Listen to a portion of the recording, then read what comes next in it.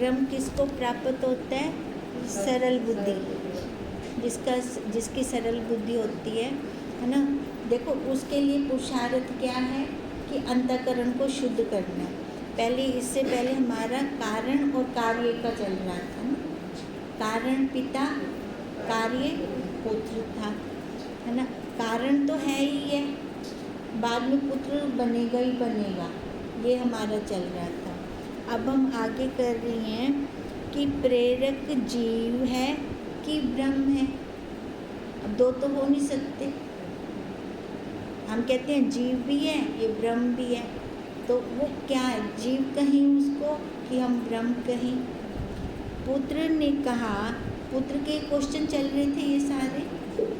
पुत्र ने कहा, हे पिता, इस मन आदि जड़ संघात का प्रेरक जीव है कि ब्रह्मात्मा है जो इस शरीर को चला रहा है? उसको हम क्या बोले? जीव बोले कि ब्रह्म? वही ब्रह्म बोले। पिता ने कहा, हे पुत्र, इसमें एक दृष्टांत सुनो जिससे तुमसे जीव ईश ब्रह्म स्वरूप तथा प्रेरक प्रेर्य भाव जाना जावेगा। जीव का, ईश्वर का और ब्रह्म का भी ये एक दृष्टांत सुनाता हूँ, वो सुनने के बाद अपने आप ही पता लग जाएगा। जैसे आकाश सूर्य बिंब बिना जल नहीं होता, आकाश के बिंब बिना जल नहीं होता और जल बिना प्रतिबिंब नहीं होता। अब देखो, जैसे आकाश के अंदर सूर्य है ना। सूर्य का बिंब कैसे, कब पड़ेगा? जब जल होगा, है ना, तब पड़ेगा ना। और जल के बिना प्रतिबिंब बन नहीं सकता। जल प्रतिबिंब इकट्ठे ही होते हैं। जल भी चाहिए और वो बिंब चाहिए, तभी उसका प्रतिबिंब बनेगा। जल के ग्रहण से प्रतिबिंब का भी ग्रहण होता है। तात्पर्य यह है कि जिस सूर्य व चक्षु व आकाश ने जल को प्रकाशा है व अवकाश दिया है तथा जिसने सर्व जगत को प्रकाश अर्थात अवकाश दिया है, सोई जल सहित प्रतिबिंब को भी प्रकाशता है व अवकाश देता है। अब हम ये क्या कह रही हैं? एक तो कह रहे हैं जीव, एक कह रहे हैं ईश्वर और एक कह रहे हैं ब्रह्म। अब सबसे पहले वो आकाश के अंदर सूर्य, ठीक है, सूर्य हो गया वो ब्रह्म। अब उसके बाद कह रही है अगर वो सूर्य है, बिंब है, तो उसका प्रतिबिंब होगा, पर प्रतिबिंब कब पड़ेगा? जब जल होगा। अब जल क्या है? चित्त रूपी जल, अंतःकरण हो गया ना। अब आकाश के अंदर वो सूर्य, वो बिंब हो गया, साक्षी हो गया, ब्रह्म हो गया। अब उसके अंदर ये अंतःकरण रूपी, चित्त रूपी ये जल हो गया। अब इसका जब प्रतिबिंब पड़ता है तो ये इंद्रियां हरकत में आती है ना, तब पड़ा ना इसके ऊपर। अब कहते हैं जब ये होंगे, इकट्ठे होंगे, बिंब भी होगा और जल भी होगा, तब ये काम करेगा जी, नहीं तो ये काम नहीं कर सकता। तात्पर्य यह है कि जिस सूर्य व चक्षु व आकाश ने जल को प्रकाशा है, यानी चित्त को प्रकाशा है, उस ब्रह्म ने चित्त को, अंतःकरण को प्रकाशा है व अवकाश दिया है तथा जिसने सर्व जगत को प्रकाश व अवकाश दिया है। अब उस सत्ता ने ही पूरे जगत को भी वही प्रकाशित कर रही है ना, पूरे जगत को। सोई जल सहित, अब वही सत्ता इस अंतःकरण को भी प्रकाशित करती है। अब हम बैठे हैं ना यहाँ पर, तो हम देखो किसकी सत्ता से बोल रहे हैं?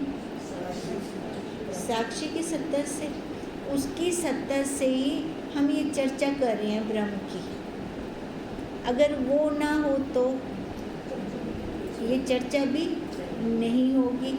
अब वो है तो ये जगत है, ठीक है, वो है तो ये है तो ये जगत है, तब ये सारा प्रकाशित हो रहा है।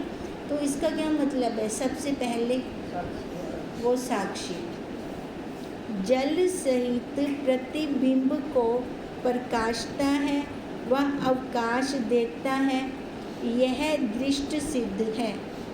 सिद्ध है ये सारा। इससे जल को प्रकाशीय योग्य होने से प्रतिबिंब भी अवश्य कहा जाता है। देखो अब जल का अपना प्रकाश तो नहीं है, उसको कोई दूसरा प्रकाशित कर रहा है। अब हम क्या कहें, अंतःकरण का अपना प्रकाश तो नहीं है, इसको कोई दूसरा प्रकाशित कर रहा है। अब वो दूसरा कौन है? साक्षी, वो ब्रह्म, वो प्रकाशित कर रहा है। इससे जल को प्रकाशीय योग्य होने से प्रतिबिंब भी अवश्य प्रकाशीय योग्य होवेगा, है ना। प्रतिबिंब की अपनी सत्ता तो नहीं है, उसको कोई प्रकाशित कर रहा है।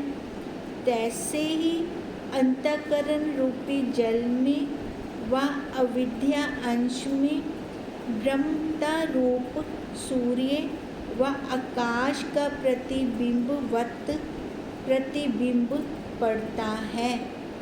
अब देखो, अब हमने तो साथ के साथ कर लिया।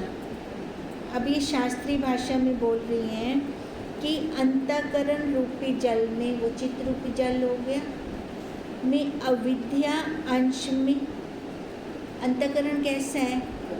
अविद्या क्या है? अविद्या अंश में ब्रह्मता रूप सूर्य। अब इस अंतःकरण को वो ब्रह्म रूप सूर्य, वही साक्षी, आकाश, वह उसको साक्षी बोलो, ब्रह्म रूप सूर्य बोलो या आकाश बोलो। आकाश ने उसको अवकाश दिया है अंतःकरण को। आकाश का प्रतिबिंबवत प्रतिबिंब पड़ता है, दोनों मिले हुए का नाम जीव है। अब दोनों मिले हुए का कैसे हुआ? जब वो एक तो वो एक ब्रह्म, ठीक है, अब उस ब्रह्म का जब एक्स पड़ा अंतःकरण पे, अंतःकरण मतलब वो चित्त रूपी जल, और अब उस चित्त रूपी जल का जब एक्स पड़ा इंद्रियों पे, जैसे हम उदाहरण लेते हैं ना, एक बाल्टी में जल भरा हुआ है, ऊपर से सूर्य का प्रतिबिंब उसके अंदर जा रहा है। अब वो बाल्टी वाले जल का प्रतिबिंब दीवार पे जा रहा है। अब दोनों का अपना प्रतिबिंब नहीं है, वो ऊपर है तभी ये है।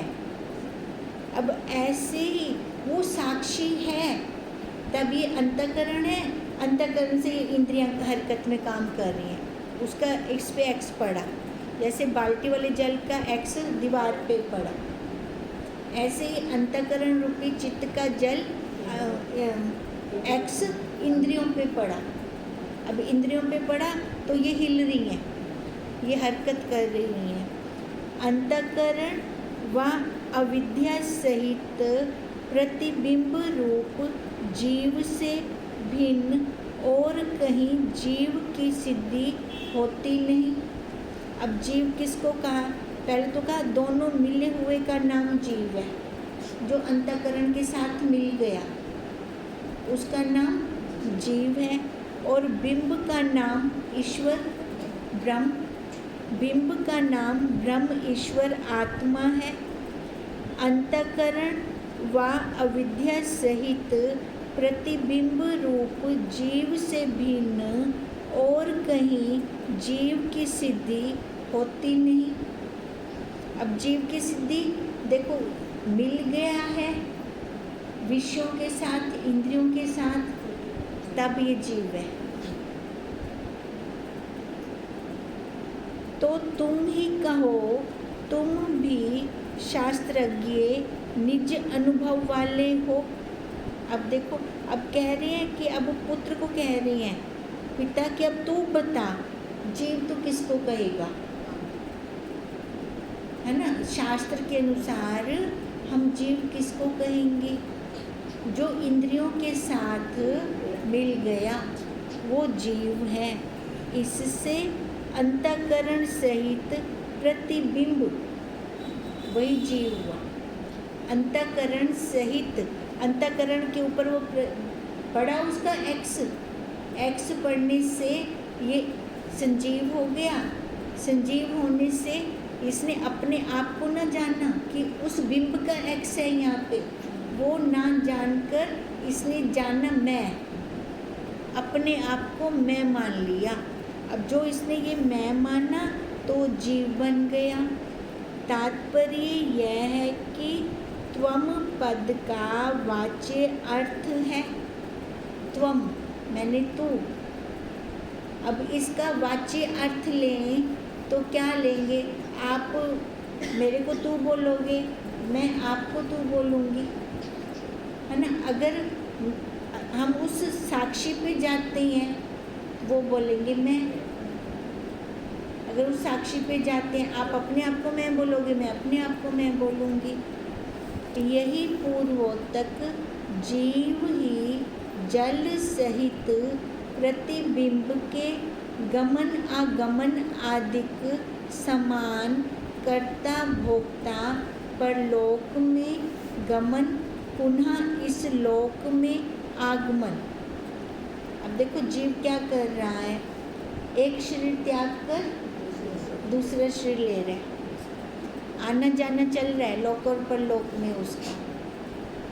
अब वो मुक्त तो ना हुआ, ये जब तक इसका आना जाना चलता रहेगा तो इसका मतलब वो जीव है।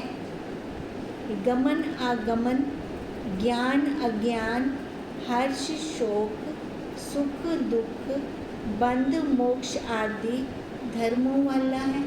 जीव कैसा है? ये कभी सुखी हो रहा है तो कभी दुखी हो रहा है ना।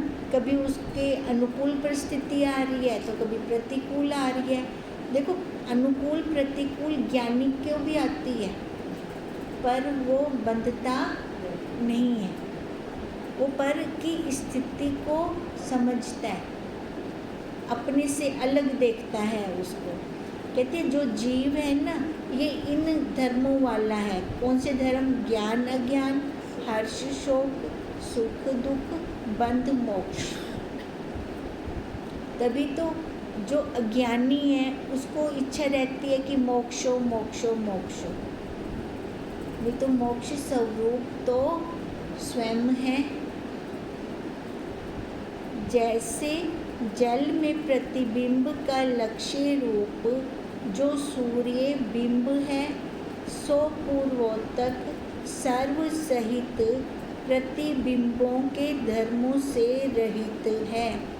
अब देखो, जो जल के अंदर प्रतिबिंब पड़ रहा है सूर्य का, अब जो बिंब है ना, जो जल का प्रतिबिंब है उससे वो भिन्न है, उससे मतलब उसके धर्म उसमें नहीं घटित होते। अब मान लो जल हिल रहा है तो उसका प्रतिबिंब भी हिलता हुआ दिखेगा हमें दीवार पे। वो हिल रहा है क्या सूरज?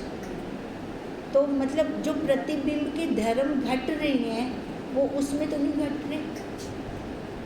अब ऐसे ही इस साक्षी के धर्म, ये चित्त रूपी जल में जो घट रही हैं उसमें नहीं घट रहे, अलग है। ये जीव और ब्रह्म दोनों अलग अलग हैं, दोनों के धर्म भी अलग अलग हैं। तभी उन्होंने कहा जैसे जल में प्रतिबिंब का लक्ष्य रूप, अब प्रतिबिंब तब पड़ेगा जब बिंब होगा, बिंब वो सूर्य आदि बिंब है। सो पूर्वोत्तक सर्व सहित प्रतिबिंब के धर्मों से रहित है वो। समझ आ गया? तैसे अंतःकरण सहित प्रतिबिंब रूप जीव का लक्ष्य रूप जो ब्रह्म आत्मा बिंब स्वरूप साक्षी चैतन्य ईश्वर अंदर बाहर स्थित है। अब ऐसे ही अंतःकरण सहित प्रतिबिंब चित्रूपी जल, ये हो गया प्रतिबिंब। प्रतिबिंब रूप जीव, ये जीव हो गया चित्रूपी जल, क्योंकि इसके ऊपर बिंब का एक्स पड़ा। लक्ष्य रूप किसका एक्स पड़ा? लक्ष्य रूप जो ब्रह्म आत्मा है। ब्रह्म आत्मा क्या है? बिंब स्वरूप, वो क्या है? वो साक्षी है। साक्षी चैतन्य ईश्वर अंदर बाहर स्थित है वो अंदर बाहर, है ना। जो पिंडे सो ब्रह्मंडे हम कहते हैं ना ऐसे, तो वो अंदर बाहर स्थित है। सो पूर्वोत्तक सर्व समान प्रतिबिंब मन का रूप जीव के धर्मों से रहित स्वतः ही निर्विकार निर्विकल्प है। अब क्या कह रही हैं? जो ऊपर उन्होंने बताया सर्व समान प्रतिबिंब मन का रूप। अब सर्व समान वो जो बिंब है उसका एक्स जब पड़ा जीव के ऊपर, तो ये जीव का मन का रूप जीव, ठीक है। जीव कब बना? जब ये मन के साथ जुड़ गया।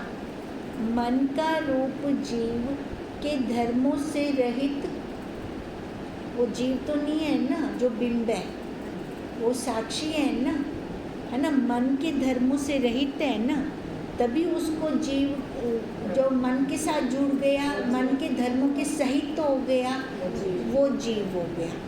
जो रहित हो गया वो ब्रह्म हो गया। मन का रूप जीव के धर्मों से रहित स्वतः ही, अब वो कैसा है? जो मन के धर्मों से रहित है, निर्विकार निर्विकल्प है। इससे यह सिद्ध हुआ कि अंदर वस्तु मन बुद्धि आदियों से अज्ञात हुई और सर्व बुद्धि आदियों को जो अंदर बाहर प्रकाशे उससे जाने तिस वस्तु को ब्रह्म, ठीक है। उस वस्तु को हम क्या कहें? ब्रह्म कहें। अब क्या क्या कह रहे हैं ये?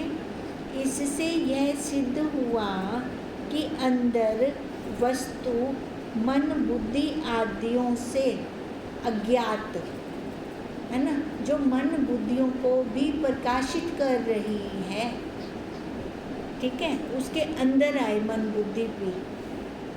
सर्व बुद्धि आदियों को जो अंदर बाहर प्रकाशे का नाम ब्रह्म कहीं, जो उनको प्रकाश रहा है, मन बुद्धि के अंतर्गत नहीं आता, जो वो कौन है? वो ब्रह्म है। चाहे अल्लाह कहो, अब उस ब्रह्म को हमने क्या नाम दे रखी है?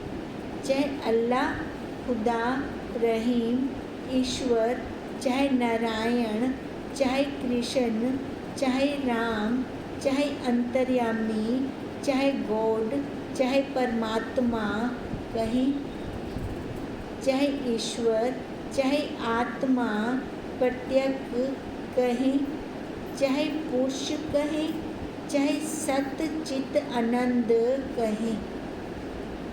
अब उसके इतने सारे नाम हैं, जिस मर्जी नाम से हम उसको पुकार लें, परंतु पूर्वोत्तक लक्षण युक्त बिंब भूत वस्तु ही तुम्हारा तथा हमारा सर्व जगत का निसंदेह स्वरूप है। अब क्या कहते हैं? अब जिसके अंदर ये लक्षण हैं, कौन से लक्षण? जो निर्विकार है, निरअसंग है, असंग है, जो जिसके अंदर ये लक्षण है वो कौन है? वो बिंब, वो बिंब भूत वस्तु तुम्हारा हमारा हम सब का निसंदेह, इसमें कोई संदेह नहीं है, स्वरूप है। हम वही हैं ना कि ये नाम रूप आकार वाले। यही वस्तु सर्व इंद्रिय प्राण देह मन आदि संघात का प्रेरक है। अब इस शरीर को कौन चला रहा है? वही साक्षी, वही वस्तु चला रही है, अन्य जीव नहीं। और इसको चलाने वाला कोई जीव नहीं है। जीव प्रेर्य है, जीव उसकी प्रेरणा से चल रहा है ना, वही चला रहा है, इस जीव को वही चला रहा है। अब देखो, अब इसके अंदर जो ब्लड बना है, ब्लड कोई बना के दिखाए? कोई बना सकता है? कितने वैज्ञानिक हो गए, जितना मर्जी रिसर्च कर ले, बना नहीं पाएंगे वो। ये उसकी कारीगिरी है ना, उसने कैसे इसको बनाया। हड्डियाँ कोई बना कर दिखाए? इतनी सॉफ्ट सॉफ्ट जगह के ये दांत, हार्ड पत्थर निकले पड़े हैं, कोई निकाल कर दिखाए? कोई नहीं कर सकता। वही है हमारा कारण, वही करवा रहा है ये सारा, क्योंकि पूर्वोत्तक रीति से जीव दृश्य होने से मिथ्या है। अब उनका क्वेश्चन कौन था? प्रेरक जीव है कि ब्रह्म है? यही था ना। हाँ, इसको जो चला रहा है वो जीव है कि ब्रह्म है? अब तो कहते हैं जीव तो ये कर नहीं सकता, करने वाला वही ब्रह्म ही है, क्योंकि पूर्वोत्तक रीति से जीव दृश्य है, दृश्य होने से मिथ्या है। तात्पर्य यह है कि जो अंतःकरण रूप दृश्य की व्यवहारिक व प्रतिभासिक सत्ता है, सोई प्रतिबिंब की भी सत्ता है, भिन्न नहीं। अब जो व्यवहार के रूप से देखें हम, जो अंतःकरण रूप दृश्य की व्यवहारिक और प्रतिभासिक सत्ता, यही सत्ता उस जीव की है, व्यवहारिक और प्रतिभासिक सत्ता। तीन सत्ता है। तीन सत्ता कौन कौन सी हैं? एक परमार्थिक सत्ता, एक व्यवहारिक सत्ता, एक प्रतिभासिक सत्ता। जो परमार्थिक सत्ता है वो वही ब्रह्म है, ठीक है। और जो व्यवहारिक सत्ता है, जो हम व्यवहार के अंदर ये ले रहे हैं, दे रहे हैं, कर रहे हैं। और जो प्रतिभासिक सत्ता है वो खाली हमारे मन में है, कल्पना है, दिखती नहीं है, पर मन के अंदर जो हमारा चल रहा होता है वो होगी प्रतिभासिक सत्ता। अंतःकरण का अनुयायी प्रतिबिंब है। अंतःकरण का अनुयायी, अनुयायी कौन हुआ? जो उसको चला रहा है, उसके अंदर प्रेर रहा है, वो कौन है? प्रतिबिंब है। क्योंकि बिंब मन के अनुसारी नहीं है, प्रतिबिंब मन के अनुसारी है। बिंब तो अपना हो गया ना, निर्विकार, उसमें तो कोई विकार ही नहीं है। विकार किसके अंदर है? प्रतिबिंब के अंदर। परंतु संसार दशा में नाम ब्रह्म आत्म अज्ञात दशा में पूर्वोत्तक जीव अबाध्य रूप सत्य है। इसी से शास्त्र ने जीव को सनातन सत्य कहा है। परंतु जीव का परमार्थ लक्ष्य स्वरूप बिंबभूत ब्रह्म आत्मा त्रैकालिक सत्य स्वरूप अबाध्य है, अन्य जीव आदि नहीं। अब ये क्या कह रहे हैं कि अंतःकरण का अनुयायी प्रतिबिंब है, क्योंकि बिंब मन के अनुसार नहीं है, बिंब मन को कंट्रोल करने वाला है। परंतु संसार दशा में नाम ब्रह्म आत्म अज्ञात दशा में पूर्वोत्तक जीव अबाध्य रूप सत्य है। देखो आया तो वही शुरू में जीव बन के आया। अब हमारे सामने समझो हमारे गुरुदेव खड़े हैं, हम अब जानते हैं ना गुरुदेव हमारे कैसे हैं। पहले जब हम नहीं जानते तो हमारे लिए ज्ञानी अज्ञानी दोनों सेम है, हमें पता नहीं। अब आएंगे तो वैसे उस रूप में, है ना। ज्ञानी को कोई सींग तो निकल नहीं आए। अब ये वही बात कह रहे हैं, परंतु संसार दशा में नाम ब्रह्म आत्म अज्ञात आएगा, वो शरीर वाला बनकर ब्रह्म आत्म अज्ञात होगा उस टाइम। अज्ञात दशा में पूर्वोत्तक जीव अबाध्य रूप सत्य है होगा, तो ये शरीर सत्य। शरीर वालों में से ही हमने जाना कि ये ब्रह्म ज्ञानी है या जीव है। हम अब अपने गुरुदेव को जीव नहीं कह सकते, नहीं कह सकते, भले वो वही 5 तत्वों के अंदर है। हम इधर कह सकते हैं जीव, पर उधर जीव नहीं कह सकते हम। अब यही कह रहे हैं, परंतु संसार दशा में नाम ब्रह्म आत्म अज्ञात दशा में पूर्वोत्तक जीव अबाध्य, वो जीव जो अबाध्य है, जिसका बाध नहीं हो सकता, वो क्या है? सत्य है। उस सत्य को हमने ब्रह्म आत्मा कहा। इससे शास्त्र ने जीव को सनातन सत्य का इकट्ठे चले आ रहे हैं। ब्रह्म भी, ईश्वर भी, जीव भी, ये तीनों इकट्ठे आ रहे हैं। परंतु जीव का परमार्थ लक्ष्य स्वरूप अगर हम लेते हैं तो हम बिंब रूप उस ब्रह्म आत्मा को लेते हैं जो त्रिकाल बाध्य रूप है, अबाध्य रूप है, त्रिकालातीत कहते हैं ना जिसको, उस स्वरूप को लेते हैं। आकार से दृष्टि हटा देते हैं। अगर आकार पर दृष्टि है तो जीव है, आकार से दृष्टि हट गई तो ब्रह्म है। ये जीव और ब्रह्म इकट्ठे चले आ रहे हैं। हम ये नहीं कह सकते कि जीव पहले आया कि ब्रह्म पहले आया, ठीक है। ये तीनों इकट्ठे आएंगे। अन्य जीव आदि नहीं है। जो अपने आप को भूल गया वो जीव हो गया, जो अपने आप को न भूला वो ब्रह्म हो गया। जैसे जल और तरंग, जल सहित प्रतिबिंब मिथ्या बिंब, इसको कल करते हैं।